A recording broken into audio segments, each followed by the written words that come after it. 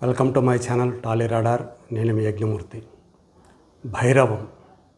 ఈరోజు మన ముందుకు వచ్చింది తమిళంలో సూరి నటించగా ఘన విజయం సాధించినటువంటి గరుడన్ సినిమాకి రీమేక్గా ఈ సినిమా ఇప్పుడు మన ముందుకు వచ్చింది. ఇదివరకు నాంది అలాగే ఉగ్రం లాంటి సినిమాల్ని అల్లరి నరేష్తో రూపొందించినటువంటి దర్శకుడు విజయ్ కనకమేడల ఈ సినిమాని డైరెక్ట్ చేశాడు.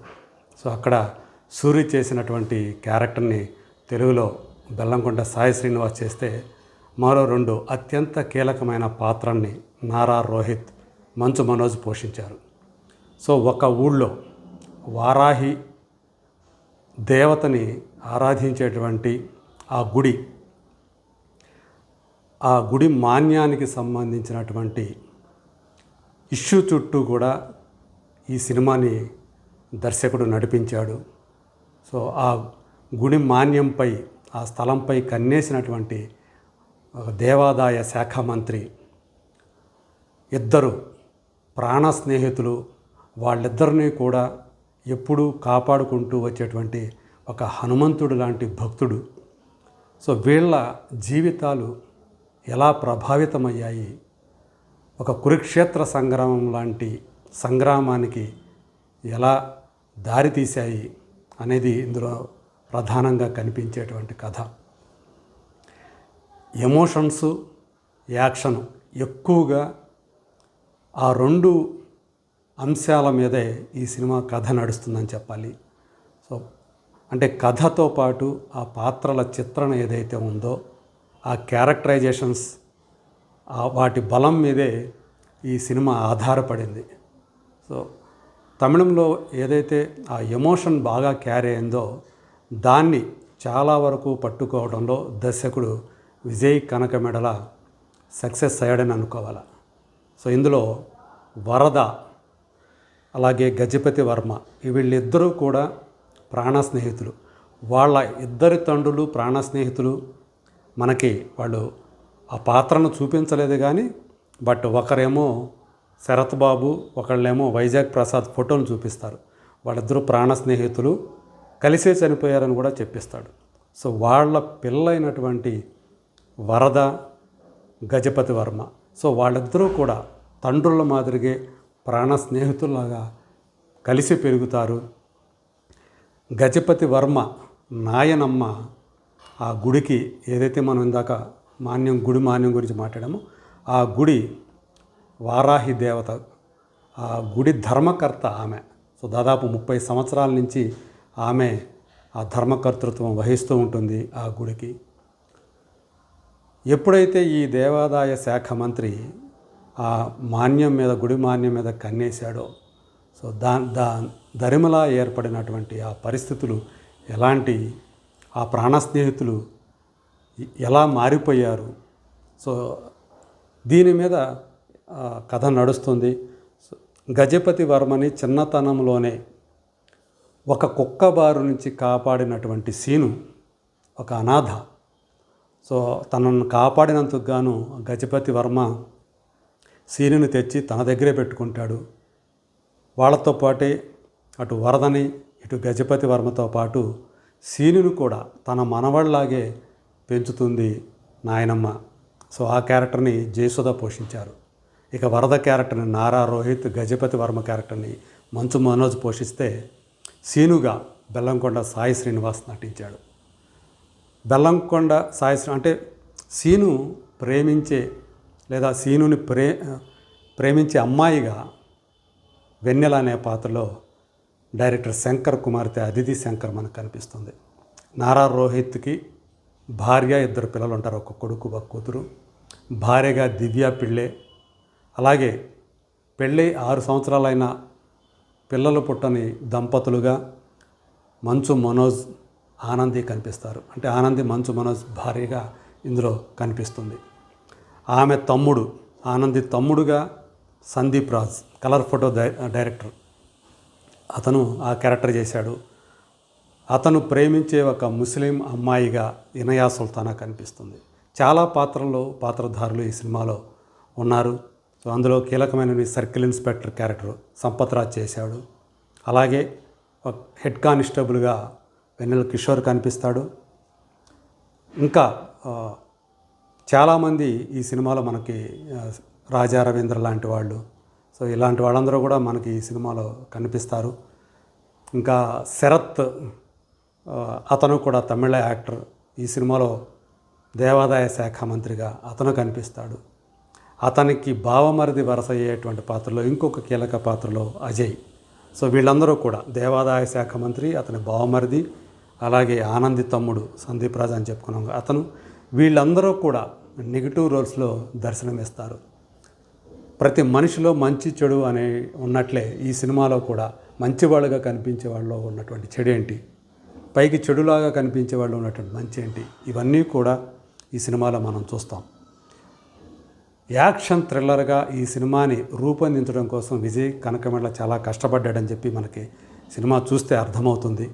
అయితే భైరవం అనేటువంటి టైటిల్ ఎందుకు పెట్టారు అనేటువంటి సందేహం కలుగుతుంది సినిమా అంతా చూసిన తర్వాత. ఎందుకంటే గుడి దేవత వచ్చి వారాహి దేవత అని చూపించారు. చివరిలో ఒక పాత్ర చేత మనం పూజించే భైరవుడు అని చెప్పేసి ఒక పాత్ర, అది కూడా మంచు మనోజ్ పోషించినటువంటి పాత్ర చెప్తుంది. కానీ ఎక్కడ కూడా భైరవుడిని వాళ్ళు పూజిస్తున్నట్టు ఎక్కడ కూడా మనకు చూపించకపోవడం ఈ సినిమాలో కనిపించినటువంటి ప్రధాన లోపంగా మనం భావించాలి.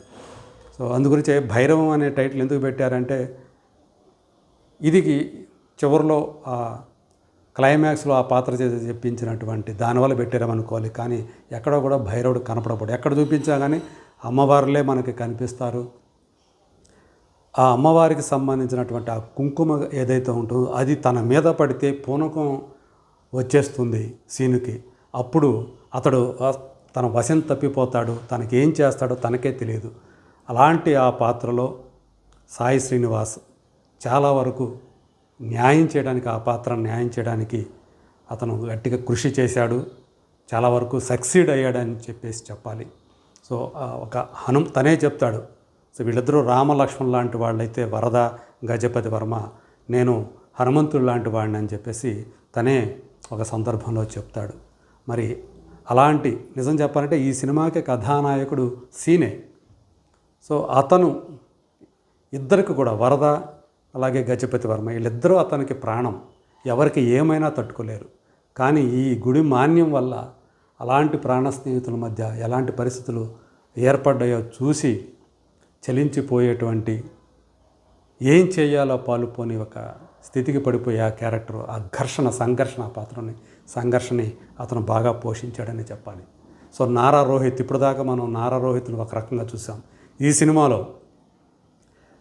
మాన్యాన్ని రక్షించేటువంటి నానమ్మ ధర్మకర్త అయితే ఆమె తరపున ఆ బాధ్యతలన్నీ కూడా స్వీకరించి మొత్తం గుడికి సంబంధించినటువంటి విషయాలన్నీ చూసుకున్నటువంటి, గుడికి ఎలా ప్రాణం ఇచ్చైనా సరే దాన్ని కాపాడుకోవాలనేటువంటి ఒక నిజాయితీపరుడైనటువంటి ఒక ధర్మాన్ని ఆచరించేటువంటి ఆ వరద పాత్రలో నారా రోహిత్ అతను కూడా మ్యాక్సిమం పర్ఫార్మెన్స్ ఇచ్చాడు.